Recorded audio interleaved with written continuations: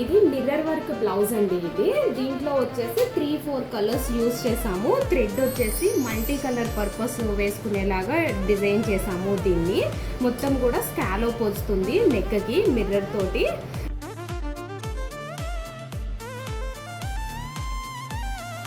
మొత్తం చమ్కి కడ్దానా యూస్ చేసాము దీనికి మిర్రర్తో పాటు. నెక్ వచ్చేసి పాట్ వచ్చిన తర్వాత ఇట్లా సైడ్స్ కూడా వస్తుందండి, 2 సైడ్స్ వస్తుంది.